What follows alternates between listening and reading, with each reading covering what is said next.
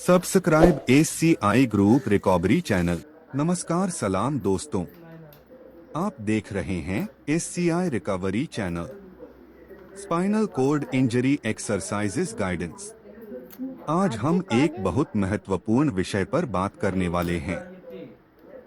SCI patient मामा में कपड़ा घुटना नव्हता लॉक क्यों नहीं होता और उसे थोडा मजबूत नव्हता कैसे किया जा सकता है। उडा बहुत सारे पेशेंट पूछते हैं कि हम नी ब्रेस लगाकर चलने की कोशिश करते हैं लेकिन घुटना लॉक नहीं होता, बार बार मुड़ जाता है।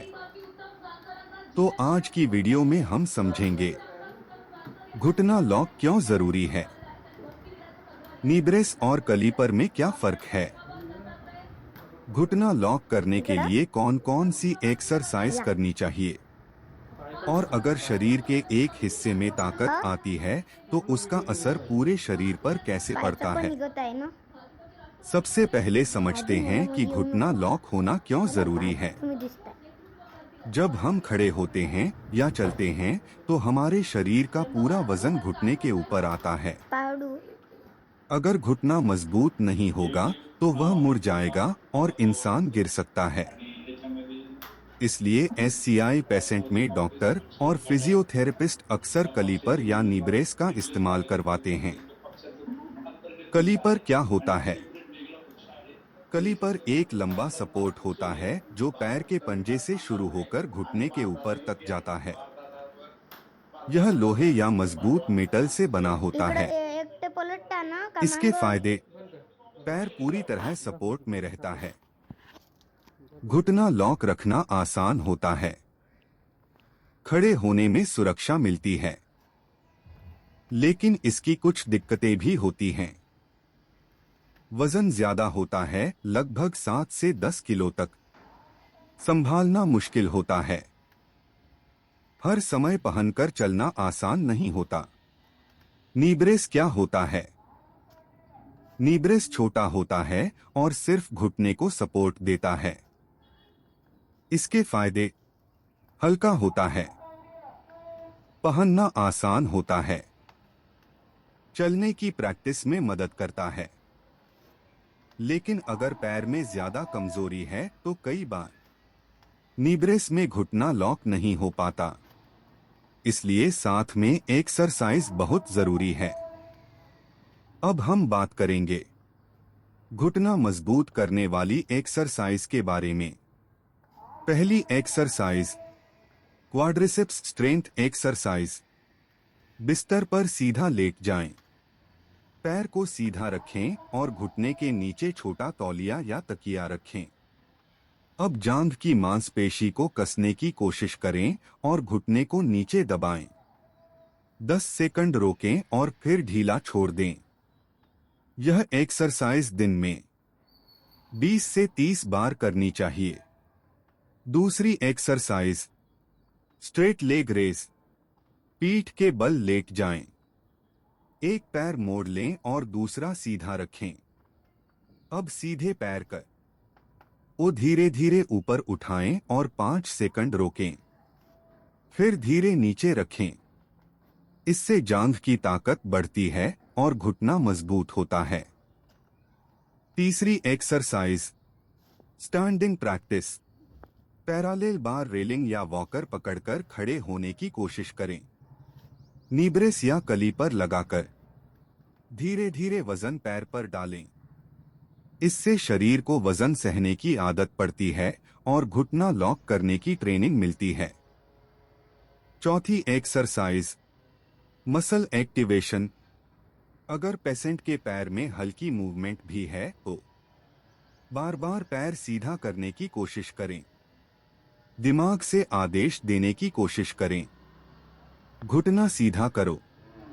यह बार बार करने से नर्व कनेक्शन मजबूत होते हैं। अब एक बहुत महत्वपूर्ण बात, SCI पेशेंट में अगर आप मेहनत करते हैं और शरीर के एक हिस्से में ताकत आने लगती है तो उसका असर दूसरे अंगों पर भी पड़ता है। जैसे ब्लड सर्कुलेशन बेहतर होता है, यूरिन कंट्रोल धीरे धीरे सुधर सकता है, टॉयलेट मोशन में भी सुधार आ सकता है। शरीर की मांसपेशियां पतली होने से बचती हैं, इसलिए नियमित एक्सरसाइज बहुत जरूरी है। कुछ जरूरी सावधानियां। एक्सरसाइज धीरे धीरे करें। अचानक ज्यादा वजन न डालें। घुटने में दर्द हो तो तुरंत आराम करें। डॉक्टर या फिजियो की सलाह लेते रहें। याद रखिए, रिकवरी एक दिन में नहीं होती, लेकिन रोज थोड़ा थोड़ा अभ्यास करने से शरीर धीरे धीरे मजबूत होने लगता है। कई एससीआई पेशेंट ऐसे हैं जिन्होंने लगातार मेहनत करके खड़े होना और चलना तक सीख लिया है। अगर आपको यह जानकारी उपयोगी लगी हो तो वीडियो को लाइक करें, चैनल को सब्सक्राइब करें और दूसरे पेशेंट तक जरूर शेयर करें। हम फिर मिलेंगे अगली वीडियो में एक और उपयोगी जानकारी के साथ।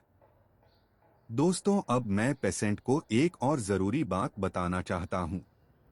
बहुत सारे एससीआई पेशेंट कहते हैं कि हम एक्सरसाइज कर रहे हैं लेकिन घुटना जल्दी मजबूत नहीं हो रहा।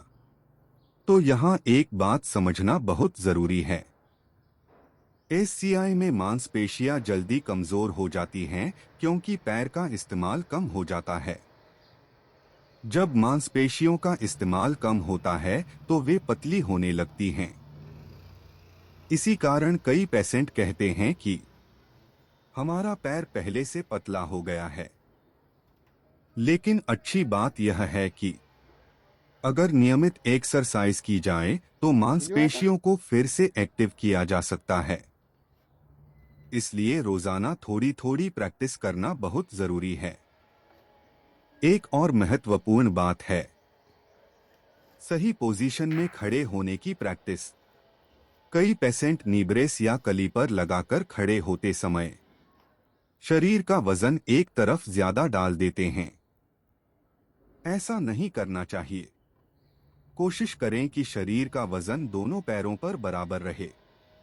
इससे घुटना धीरे धीरे मजबूत होने लगता है और बैलेंस भी बेहतर होता है। अब बात करते हैं धैर्य और निरंतरता की। एससीआई रिकवरी में सबसे महत्वपूर्ण चीज है धैर्य। कई बार पेशेंट 1-2 महीने मेहनत करते हैं और फिर छोड़ देते हैं। लेकिन याद रखिए, नर्व सिस्टम को एक्टिव होने में समय लगता है। अगर रोज अभ्यास किया जाए तो धीरे धीरे शरीर में बदलाव दिखाई देने लगता है। इसलिए मेरी सभी एससीआई पेशेंट से यही सलाह है, रोज एक्सरसाइज करें, सही सपोर्ट का इस्तेमाल करें, शरीर को एक्टिव रखें और कभी उम्मीद मत छोड़िए। मेहनत करने से शरीर में धीरे धीरे ताकत आने लगती है और यही छोटी छोटी प्रैक्टिस एक दिन बड़ी रिकवरी का रास्ता बना सकती है। धन्यवाद दोस्तों।